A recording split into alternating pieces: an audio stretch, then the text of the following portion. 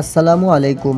আজকে আমরা আলোচনা করব ব্রাজিলের কোচ নিয়ে। ব্রাজিলের কোচ হিসাবে সমাধান হতে পারে রিকার্দো কাকা। কোচ হিসাবে কাকা ব্রাজিল দলে আসলে কেমন হবে? আসুন এই নিয়েই আলোচনা করি। বর্তমান সময় ব্রাজিল দলের কোচ নিয়ে আলোচনা বেশ তুঙ্গে। দলের কোচ ডরিবালকে বাদ দেওয়ার পর থেকেই এখনো চাহিদা মতো কোচ পায়নি ব্রাজিল। প্রথম পছন্দ হিসেবে কার্লো অ্যানচেলত্তিকে চাই সেলেসাওরা। তবে তার ভাবখানা এমন যে তিনি ব্রাজিলকে নিয়ে এখন আর ভাবছেন না। রিয়াল মাদ্রিদের কোচ হওয়ার ফলে বেশিরভাগ ব্রাজিলিয়ানরা চাইছে কার্লো অ্যানচেলত্তিকেই, কিন্তু তিনি একটু বেশি ভাব নিচ্ছেন। ব্রাজিলকে পেয়ে তিনি জানিয়ে দিচ্ছেন রিয়াল মাদ্রিদকে এখন ছাড়া এখন অন্য কোনো কিছু নিয়ে ভাবতে চান না তিনি। আর যদি ব্রাজিলে আসতে চান তাহলে ক্লাব বিশ্বকাপের পরেই ব্রাজিলকে নিয়ে ভাববে।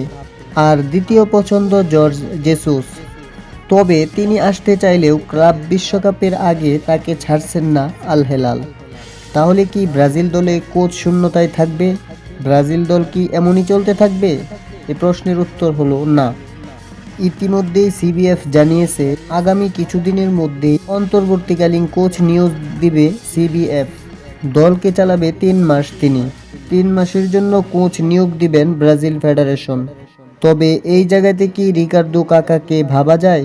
উল্লেখ্য যে ২০০২ সালে ব্রাজিল জাতীয় দলে রিকার্দো কাকার অভিষেক হয় এবং ওই বছরই ব্রাজিল বিশ্বকাপ চ্যাম্পিয়ন হয় এবং রিকার্দো কাকা ওই বিশ্বকাপে সেরা খেলোয়াড়ও হয়েছিলেন। এছাড়াও সাও পাওলো, এসি মিলান ও রিয়াল মাদ্রিদের হয়ে তিনি মাত মাতিয়েছেন। তিনি ২০১৭ সালে ফুটবল থেকে অবসর নেন এবং ২০২১ সালের সেপ্টেম্বরে পেশাদার দলের দায়িত্ব নেওয়ার জন্য ব্রাজিল ফুটবল ফেডারেশনের একাডেমিক লাইসেন্স এ কোর্সে যোগ দেন এবং মে মাসের ১৭ তারিখে ২০২২ সালে উক্ত লাইসেন্সটি অর্জন করেন। অতএব পেশাদার ফুটবল বা ক্লাব কোচ হিসাবে দায়িত্ব নেওয়ার জন্য তিনার যোগ্যতা রয়েছে। তবে তিনি বড় কোনো দলের দায়িত্ব নেননি এখনও। কিন্তু এই সংকটকালীন সময়ে সিবিএফ চাইলে ব্রাজিল দলে অন্তর্বর্তীকালীন কোচ হিসাবে নিয়োগ দিতে পারে।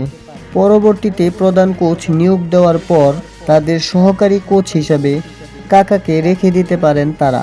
প্রিয় দর্শক, রিকার্দো কাকাকে কে কে কোচ হিসাবে দেখতে চান কমেন্ট করে জানাতে পারেন আমাদের এই ভিডিওতে।